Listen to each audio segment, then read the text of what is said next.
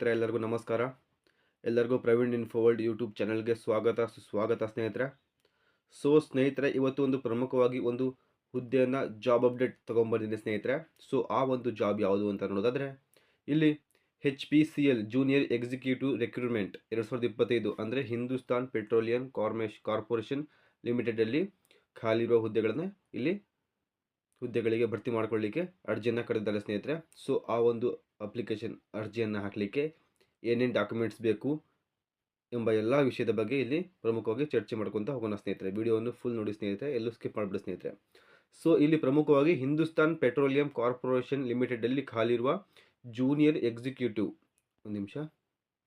Junior executive ಅಂದರೆ ಅದರಲ್ಲಿ mechanical, electrical, instrumentation, chemical, wire ಮತ್ತು ಸೇಫ್ಟಿ ಎಷ್ಟು ಹುದ್ದೆಗಳನ್ನು ಇಲ್ಲಿ ಪ್ರಮುಖವಾಗಿ ಹುದ್ದೆಯನ್ನು ಕರೆದಿದ್ದಾರೆ ಸ್ನೇಹಿತರೆ. ಇಲ್ಲಿ ಖಾಲಿರುವ ಹುದ್ದೆಗಳ ಸಂಖ್ಯೆ ಒಟ್ಟು 63 ಹುದ್ದೆಗಳು. ಈ ಒಂದು ಡಿಪಾರ್ಟ್ಮೆಂಟಲ್ಲಿ ಒಟ್ಟು 63 ಹುದ್ದೆಗಳು ಇಲ್ಲಿ ಖಾಲಿ ಇದೆ ಸ್ನೇಹಿತರೆ. ಇಲ್ಲಿ ಪ್ರಮುಖವಾಗಿ ಹುದ್ದೆ ಜೂನಿಯರ್ ಎಕ್ಸಿಕ್ಯೂಟಿವ್ ಮೆಕ್ಯಾನಿಕಲ್ ಹುದ್ದೆಗಳು 11 ಹುದ್ದೆಗಳು ಖಾಲಿ ಇವೆ ಮತ್ತು ಜೂನಿಯರ್ ಎಕ್ಸಿಕ್ಯೂಟಿವ್ ಎಲೆಕ್ಟ್ರಿಕಲ್ ಹುದ್ದೆಗಳು 17 ಹುದ್ದೆಗಳು ಖಾಲಿ ಇವೆ ಮತ್ತು ಜೂನಿಯರ್ ಎಕ್ಸಿಕ್ಯೂಟಿವ್ ಹುದ್ದೆಗಳು 6 ಹುದ್ದೆಗಳು ಖಾಲಿ ಇವೆ ಮತ್ತು ಜೂನಿಯರ್ ಎಕ್ಸಿಕ್ಯೂಟಿವ್ ಕೆಮಿಕಲ್ ಒಟ್ಟು 1 ಹುದ್ದೆಗಳು ಖಾಲಿ ಇದೆ ಸ್ನೇಹಿತರೆ. ಮತ್ತು ಇಲ್ಲಿ junior executive fire and safety ಹುದ್ದೆಗಳಿಗೆ ಒಟ್ಟು 28 ಹುದ್ದೆಗಳು ಇಲ್ಲಿ ಖಾಲಿ ಇದೆ ಸ್ನೇಹಿತರೆ. ಒಟ್ಟು 63 ಹುದ್ದೆಗಳು ಈ ಒಂದು HPCL ಹಿಂದೂಸ್ತಾನ್ ಪೆಟ್ರೋಲಿಯಂ ಕಾರ್ಪೊರೇಷನ್ ಲಿಮಿಟೆಡಲ್ಲಿ ಖಾಲಿ ಇದೆ ಸ್ನೇಹಿತರೆ. ಮತ್ತು ಈ ಹುದ್ದೆಗಳಿಗೆ ಅರ್ಜಿಯನ್ನು ಹಾಕಿ ಕೆಲಸ ಸಿಕ್ಕರೆ ಆ ಒಂದು ಕೆಲಸ ಮಾಡುವ ಜಾಗ ಯಾವುದು ಅಂತ ನೋಡೋದಾದರೆ, ಹುದ್ದೆಗಳಿಗೆ ಆಯ್ಕೆಯಾಗಿರುವ ಅರ್ಹ ಅಭ್ಯರ್ಥಿಗಳು ಭಾರತದೆಲ್ಲೆಡೆ ಕರ್ತವ್ಯ ನಿರ್ವಹಿಸಬೇಕು. ಅಂದರೆ ಆ ಒಂದು ಕಂಪನಿಯಿಂದ ಎಲ್ಲಿ ಅಪಾಯಿಂಟ್ಮೆಂಟ್ ಲೆಟರ್ ಕೊಡ್ತಾರೋ ಆ ಒಂದು ಜಿಲ್ಲೆಗೆ ಹೋಗಿ ನೀವು ಕೆಲಸವನ್ನು ಮಾಡಬೇಕಾಗುತ್ತೆ ಸ್ನೇಹಿತರೆ. ಮತ್ತು ಇಲ್ಲಿ ವಯೋಮಿತಿ ಸಡಿಲಿಕೆ, ಇಲ್ಲಿ SC ST ಅಭ್ಯರ್ಥಿಗಳಿಗೆ 5 ವರ್ಷ, OBC ಅಭ್ಯರ್ಥಿಗಳಿಗೆ 3 ವರ್ಷ ಮತ್ತು PWD BD ಅಭ್ಯರ್ಥಿಗಳಿಗೆ 10 ವರ್ಷಗಳ ಇಲ್ಲಿ ವಯೋಮಿತಿ ಸಡಿಲಿಕೆಯನ್ನು ನೀಡಿದ್ದಾರೆ ಸ್ನೇಹಿತರೆ. ಮತ್ತು ನಿಗದಿಪಡಿಸಿರುವ ಶೈಕ್ಷಣಿಕ ಅರ್ಹತೆಯನ್ನು ನೋಡೋದಾದರೆ, ಇಲ್ಲಿ ಪ್ರಮುಖವಾಗಿ ಜೂನಿಯರ್ ಎಕ್ಸಿಕ್ಯೂಟಿವ್ ಮೆಕ್ಯಾನಿಕಲ್ ಹುದ್ದೆಗಳಿಗೆ 3 ವರ್ಷಗಳ ಡಿಪ್ಲೊಮಾ ಇನ್ ಮೆಕ್ಯಾನಿಕಲ್ ಇಂಜಿನಿಯರಿಂಗ್ ಆಗಿರಬೇಕು ಸ್ನೇಹಿತರೆ. ಮತ್ತು ಜೂನಿಯರ್ ಎಕ್ಸಿಕ್ಯೂಟಿವ್ ಎಲೆಕ್ಟ್ರಿಕಲ್ ಹುದ್ದೆಗಳಿಗೆ 3 ವರ್ಷಗಳ ಡಿಪ್ಲೊಮಾ ಇನ್ ಎಲೆಕ್ಟ್ರಿಕಲ್ ಇಂಜಿನಿಯರಿಂಗ್ ಆಗಿರಬೇಕು ಸ್ನೇಹಿತರೆ, ಸೇಮ್ ಆಗಿರಬೇಕು. ಮತ್ತು ಜೂನಿಯರ್ ಎಕ್ಸಿಕ್ಯೂಟಿವ್ ಇನ್ಸ್ಟ್ರುಮೆಂಟೇಷನ್ ಹುದ್ದೆಗೆ 3 ವರ್ಷಗಳ diploma and in instrumentation engineering ಆಗಿರಬೇಕು ಸ್ನೇಹಿತರೆ. ಮತ್ತು ಜೂನಿಯರ್ ಎಕ್ಸಿಕ್ಯೂಟಿವ್ ಕೆಮಿಕಲ್ ಹುದ್ದೆಗಳಿಗೆ 3 ವರ್ಷಗಳ ಡಿಪ್ಲೊಮಾ ಇನ್ ಕೆಮಿಕಲ್ ಇಂಜಿನಿಯರಿಂಗ್ ಆಗಿರಬೇಕು ಸ್ನೇಹಿತರೆ.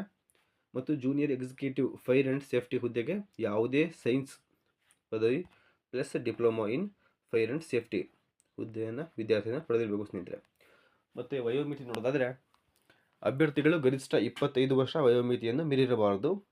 ಮತ್ತು ಆಯ್ಕೆ ವಿಧಾನ computer based test, group task, group discussion, skill test, personal interview, medical examination, physical fitness test ನಡೆಸಿ ಅಭ್ಯರ್ಥಿಗಳನ್ನು ಹುದ್ದೆಗಳಿಗೆ ಆಯ್ಕೆ ಮಾಡಲಾಗುತ್ತದೆ ಸ್ನೇಹಿತರೆ.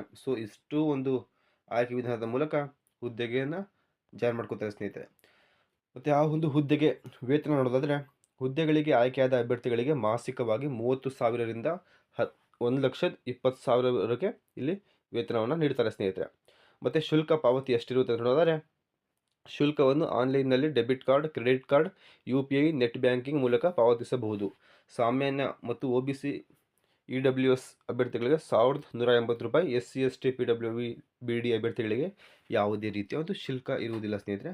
ಇಲ್ಲಿ ಶುಲ್ಕವನ್ನು SC ST ಅಭ್ಯರ್ಥಿಗಳಿಗೆ ಶುಲ್ಕವನ್ನು ಫ್ರೀಯಾಗಿ ಕೊಟ್ಟಿದ್ದಾರೆ ಸ್ನೇಹಿತರೆ. ಮತ್ತು ಅರ್ಜಿಯನ್ನು ಸಲ್ಲಿಸಲು ನಿಗದಿಪಡಿಸಿರುವ ದಿನಾಂಕ ವಿವರ, ಈ ಒಂದು HPCL ಹಿಂದೂಸ್ತಾನ್ ಪೆಟ್ರೋಲಿಯಂ ಕಾರ್ಪೊರೇಷನ್ ಲಿಮಿಟೆಡಲ್ಲಿ ಹುದ್ದೆಗಳಿಗೆ ಅರ್ಜಿಯನ್ನು ಸಲ್ಲಿಸಲಿಕ್ಕೆ ಪ್ರಾರಂಭದ ದಿನಾಂಕ ಮಾರ್ಚ್ 26, 2025 ಮತ್ತು ಅರ್ಜಿ ಸಲ್ಲಿಸಲು ಕೊನೆಯ ದಿನಾಂಕ ಏಪ್ರಿಲ್ 30, 2025 ಇಲ್ಲಿ ದಿನಾಂಕವನ್ನು ನೀವು ನೋಡ್ಬೋದು ಸ್ನೇಹಿತರೆ. ಮತ್ತು ಅರ್ಜಿ ಸಲ್ಲಿಕೆ ವಿಧಾನ, ಈ ಒಂದು ಹುದ್ದೆಗೆ ಅರ್ಜಿಯನ್ನು ಯಾವ ರೀತಿ ಸಲ್ಲಿಸಬೇಕು ಅಂತ ಇಲ್ಲಿ ಕೆಲವೊಂದು ಹಂತಗಳನ್ನು ಕೊಟ್ಟಿದ್ದಾರೆ ಸ್ನೇಹಿತರೆ. ಆ ಒಂದು ಹಂತಗಳ ಬಗ್ಗೆ ಸಹ ಇವತ್ತು ನಾವು ತಿಳ್ಕೊಳ್ಳೋಣ ಸ್ನೇಹಿತರೆ. ಅಭ್ಯರ್ಥಿಯು ಈ ಹುದ್ದೆಗೆ ಆನ್ಲೈನ್ ಮೂಲಕ ಅರ್ಜಿಗಳನ್ನು ಸಲ್ಲಿಸಬೇಕು. ಹಂತ 1ರಲ್ಲಿ ಆನ್ಲೈನ್ ಮೂಲಕ ಅರ್ಜಿ ಸಲ್ಲಿಸುವ ಮೊದಲು ಇಲಾಖೆ ಹೊರಡಿಸಿರುವ ಅಧಿಸೂಚನೆಯನ್ನು ಗಮನವಿಟ್ಟು ಓದಿ ಅರ್ಜಿ ಸಲ್ಲಿಸಲು ಅಗತ್ಯವಿರುವ ದಾಖಲೆಗಳನ್ನು ಸಿದ್ಧಪಡಿಸಿಕೊಂಡು ನಂತರ ಅರ್ಜಿಯನ್ನು ಸಲ್ಲಿಸಬೇಕು ಸ್ನೇಹಿತರೆ. ಅಂದರೆ ಈ ಒಂದು ನೋಟಿಫಿಕೇಷನ್, ಈ ಒಂದು ಹುದ್ದೆಗೆ ಬಿಟ್ಟು ನೋಟಿಫಿಕೇಷನ್ ಓದ್ಕೊಂಡು ಅದಕ್ಕೆ ಏನೇನು ಡಾಕ್ಯುಮೆಂಟ್ಸ್ ಬೇಕು ಎಲ್ಲ ಕ್ಲೀನಾಗಿ ಓದ್ಕೊಂಡು ಸ್ನೇಹಿತರೆ ಅದನ್ನು ರೆಡಿ ಮಾಡಿಕೊಂಡು ನಂತರ ಅಪ್ಲಿಕೇಶನ್ ಹಾಕಿ ಅಂತ ಹಂತ 1ರಲ್ಲಿ ಇಲ್ಲಿ ನೀಡಿದ್ದಾರೆ ಸ್ನೇಹಿತರೆ. ಹಂತ 2ರಲ್ಲಿ ನೋಡೋದಾದರೆ ಇಲಾಖೆ ವೆಬ್ಸೈಟ್ಗೆ ಭೇಟಿ ನೀಡಿ ಅಥವಾ ಈ ಕೆಳಗಡೆ ನೀಡಲಾದ ಅಪ್ಲೈ ಆನ್ಲೈನ್ ಲಿಂಕ್ ಮೇಲೆ ಕ್ಲಿಕ್ ಮಾಡಿ ಅಪ್ಲಿಕೇಶನ್ ತೆಗೆದುಕೊಳ್ಳಿ. ಇಲ್ಲಿ ಈ ಒಂದು ವೆಬ್ಸೈಟ್ ಅಪ್ಲಿಕೇಶನ್ ಹಾಕಲಿಕ್ಕೆ ವೆಬ್ಸೈಟನ್ನು ನಾನು ನನ್ನ ಡಿಸ್ಕ್ರಿಪ್ಷನ್ ಬಾಕ್ಸಲ್ಲಿ ಲಿಂಕನ್ನು ಕೊಟ್ಟಿರ್ತೀನಿ ಸ್ನೇಹಿತರೆ. ಸೊ ಅದರ ಮೂಲಕ ನೀವು ಅಪ್ಲಿಕೇಶನನ್ನು ಹಾಕ್ಬೋದು ಸ್ನೇಹಿತರೆ. ಅಪ್ಲಿಕೇಶನ್ನಲ್ಲಿ ತಿಳಿದಿರುವಂತಹ ಎಲ್ಲ ಮಾಹಿತಿಯನ್ನು ಭರ್ತಿ ಮಾಡಿ ಮುಂದಿನ ಹಂತಕ್ಕೆ ತೆರಳುವ ಮುನ್ನ ಪುನಃ ಒಮ್ಮೆ ಪರಿಶೀಲಿಸಿ. ಅಂದರೆ ಅರ್ಜಿಯನ್ನು ಸಲ್ಲಿಸಿದ ಮೇಲೆ ಇನ್ನೊಂದು ಸಲ ಕ್ಲೀನಾಗಿ ಚೆಕ್ ಮಾಡಿಕೊಂಡು ನಂತರ ಮುಂದುವರಿಬೇಕು ಅಂತ ಇಲ್ಲಿ ತಿಳಿಸ್ಕೊಟ್ಟಿದ್ದಾರೆ. ಹಂತ 4, ಅಪ್ಲಿಕೇಶನ್ನಲ್ಲಿ ಯಾವುದೇ ಪ್ರಮಾಣ ಪತ್ರ ದಾಖಲೆಗಳನ್ನು ಅಪ್ಲೋಡ್ ಮಾಡಲು ಸೂಚಿಸಿದರೆ ಅವುಗಳನ್ನು ಸ್ಕ್ಯಾನ್ ಮಾಡಿ ಅಪ್ಲೋಡ್ ಮಾಡಿ. ಕೊನೆಯದಾಗಿ ಅಭ್ಯರ್ಥಿಗೆ ಅರ್ಜಿ ಶುಲ್ಕ ಪಾವತಿಸಲು ಸೂಚಿಸಿದರೆ ಶುಲ್ಕ ಪಾವತಿಸಿ ಅರ್ಜಿ ಸಲ್ಲಿಕೆಯನ್ನು ಪೂರ್ಣಗೊಳಿಸಿ. ಇಷ್ಟು ಮಾಡಿದರೆ ಅರ್ಜಿಯನ್ನು ಸಲ್ಲಿಸಲಿಕ್ಕೆ ಸಾಧ್ಯವಾಗುತ್ತದೆ ಸ್ನೇಹಿತರೆ. ಸೊ ಈ ಒಂದು ಹುದ್ದೆ ಬಗ್ಗೆ ಯಾವುದೇ ರೀತಿಯ ಡೌಟ್ಸ್ ಇದ್ದಲ್ಲಿ ನನ್ನ ಕಮೆಂಟ್ಸ್ ಬಾಕ್ಸಲ್ಲಿ ಕಮೆಂಟ್ಸ್ ಹಾಕಿ ಸ್ನೇಹಿತರೆ. ಮತ್ತು ಎಲ್ಲರೂ ಸಬ್ಸ್ಕ್ರೈಬ್ ಮಾಡ್ಕೊಳ್ಳಿ ಸ್ನೇಹಿತರೆ, ಲೈಕ್ ಕೊಡಿ ಸ್ನೇಹಿತರೆ.